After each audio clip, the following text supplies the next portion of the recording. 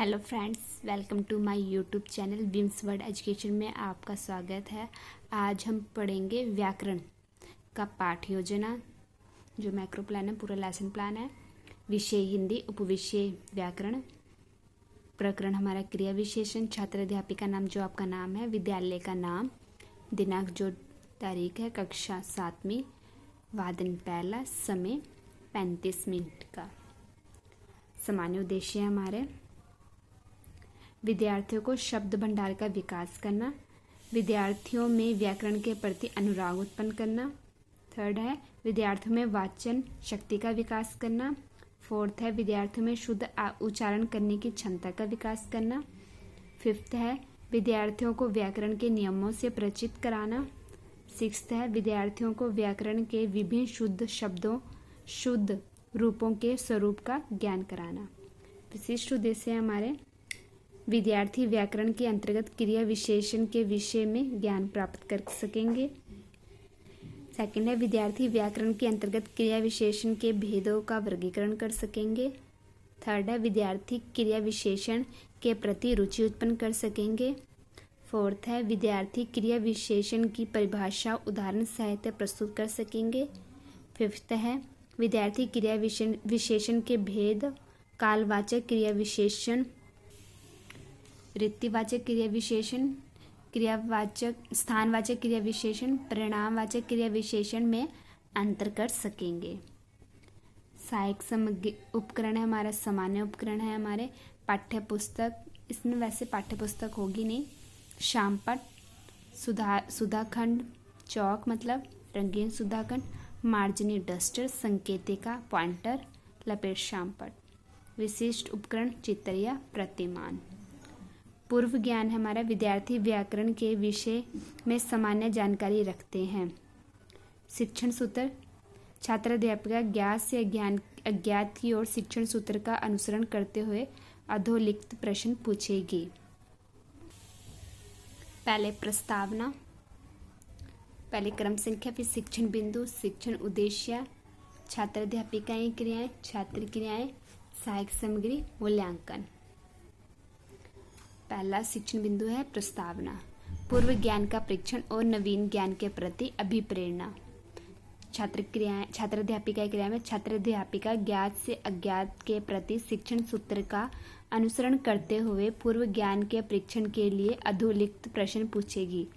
प्रस्तावित प्रश्न, हिंदी भाषा के उपविषय कौन से हैं? छात्र उत्तर देंगे, हिंदी भाषा के उपविषय गद्य, पद्य और व्याकरण हैं।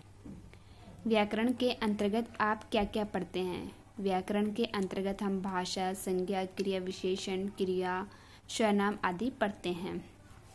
थर्ड क्वेश्चन है हमारा, क्रिया विशेषण के विषय में बताए। तो छात्रों को, क्योंकि इसमें पता नहीं होता, हमें बताना होता है कि हम ये पढ़ेंगे। समस्यात्मक प्रश्न। उद्देश्य कथन है, उद्देश्य स्पष्टीकरण एवं पाठ्यानुमुखीकरण। आज हम व्याकरण के अंतर्गत क्रिया विशेषण के विषय के बारे में विस्तृत रूप से अध्ययन करेंगे। सभी छात्र ध्यानपूर्वक सुनेंगे। यहाँ पर हम शामपट या वाचन विधि का प्रयोग करेंगे। प्रस्तुतिकरण, विद्यार्थी क्रिया विशेषण को परिभाषित कर सकेंगे, इसलिए हम प्रस्तुतिकरण कर रहे हैं। छात्र अध्यापिका विद्यार्थियों को क्रिया विशेषण के विषय से परिचित कराएगी। सभी विद्यार्थी ध्यानपूर्वक सुनेंगे। इसमें पहले हम विकासात्मक प्रश्न पूछते हैं। क्रिया का क्या अर्थ है? छात्र उत्तर देंगे, क्रिया का अर्थ किसी कार्य को करना है। विशेषण का क्या अर्थ है? विशेषण का अर्थ विशेषता है। क्रिया विशेषण की शाब्दिक परिभाषा बताए। तो छात्र उत्तर नहीं दे पाएंगे, तो अस्पष्ट उत्तर, क्योंकि हम छात्रों को तभी पढ़ा रहे हैं क्योंकि उन्हें आता नहीं है। सहायक सामग्री हमारी प्रश्नोत्तर विधि। स्पष्टीकरण करेंगे, विद्यार्थी क्रिया विशेषण का ज्ञान प्राप्त कर सकेंगे। स्पष्टीकरण करके, वह शब्द जो हमें क्रियाओं की विशेषता का बोध कराते हैं वह शब्द क्रिया विशेषण कहलाते हैं। दूसरे शब्दों में कहे तो जिन शब्दों से क्रिया की विशेषता का पता चलता है उन शब्दों को हम क्रिया विशेषण कहते हैं। छात्र क्रियाएं हमारी, सभी छात्र ध्यानपूर्वक सुनेंगे। व्याख्या विधि हम सामपट कार्य में लिख सकते हैं कि जैसे हमने पहले ये बोल दिया तो इसकी व्याख्या बोर्ड पर इसको भी लिख सकते हैं, और साथ में हम उदाहरण भी दे रहे हैं। जैसे हिरण तेज दौड़ता है, इसकी विशेषता बता रहा है, जैसे तेज। राधा धीरे धीरे चलता है, ये इसकी विशेषता है। तो हम उन्हें बता रहे हैं, शामपट कार्य हम करके दे रहे हैं। और हम मूल्यांकन करें, क्रिया विशेषण की शाब्दिक परिभाषा बताएं। हमने ये पढ़ाने के बाद हम छात्रों का मूल्यांकन करेंगे। हम बोलेंगे उन्हें कि इसकी परिभाषा बताएं। ठीक है। उसके बाद हम फिर 5वां है प्रस्तुतिकरण। विद्यार्थी क्रिया विशेषण को परिभाषित कर सकेंगे। विकासात्मक प्रश्न, इसमें पहले विकासात्मक प्रश्न, फिर हम स्पष्टीकरण करते हैं, फिर विकासात्मक प्रश्न होगा। क्रिया विशेषण की अन्य उदाहरण दीजिए। तो क्रिया विशेषण की अन्य उदाहरण है, मोहन जल्दी जल्दी काम करता है। प्रश्नोत्तर विधि। क्रिया विशेषण के कितने प्रकार हैं? छात्र चुप हो जाएंगे, उन्हें पता नहीं है। तो उसके बाद हम सीखते फिर स्पष्टीकरण।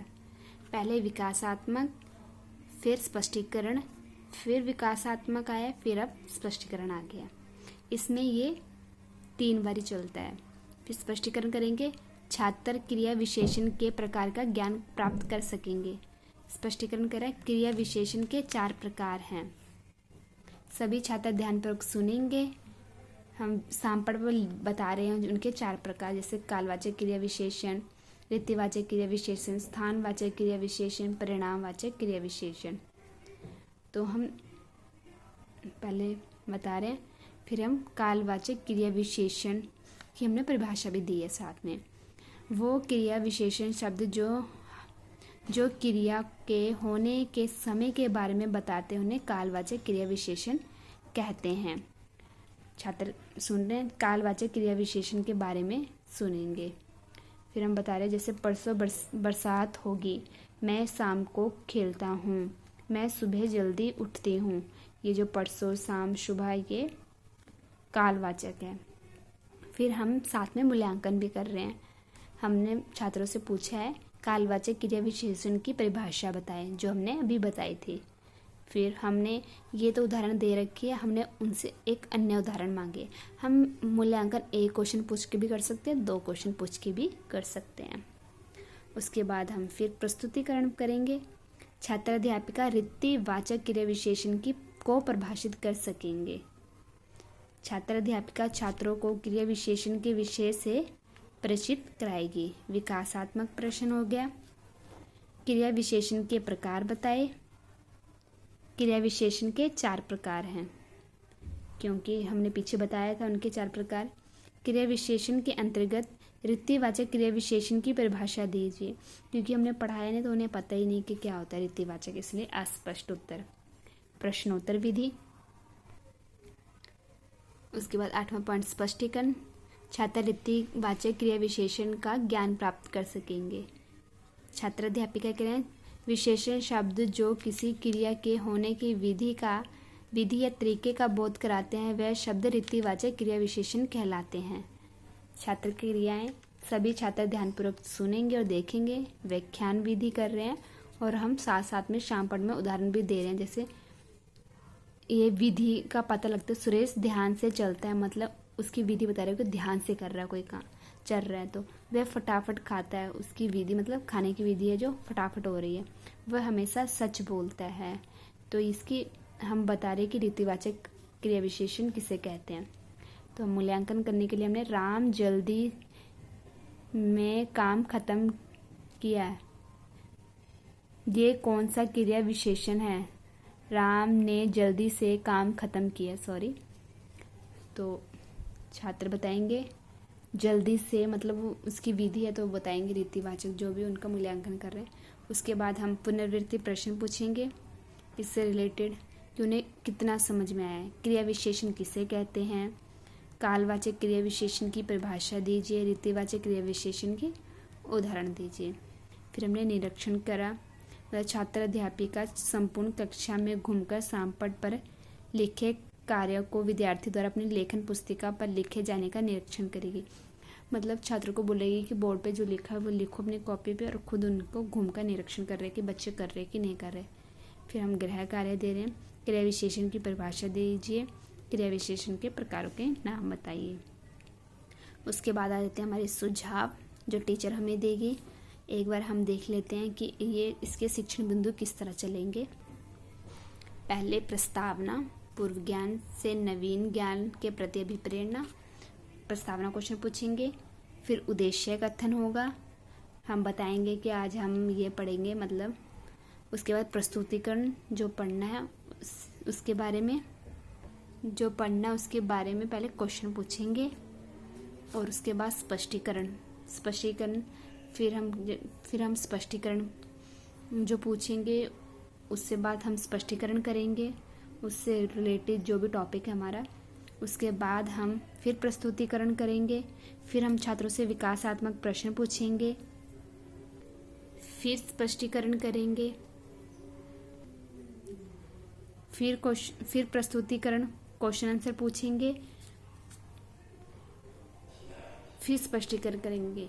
आप देखेंगे कि ये 3 बारी प्रस्तुतिकरण और स्पष्टीकरण 3 बारी हुआ है। व्याकरण में 3 बार चलता है और जो पद्य और गद्य में हमने 2-2 बारी करा है। उसके बाद हम पुनरावृत्ति क्वेश्चन पूछेंगे। उसके बाद निरीक्षण कार्य होगा। इसके बाद गृह कार्य, उसके बाद सुझाव। अगर आपको हमारी वीडियो पसंद आई हो, लाइक शेयर एंड सब्सक्राइब करना ना भूलें। अगर कोई डाउट्स हो तो कमेंट बॉक्स पर कमेंट करके पूछ सकते हैं। मिलते हैं नेक्स्ट वीडियो में।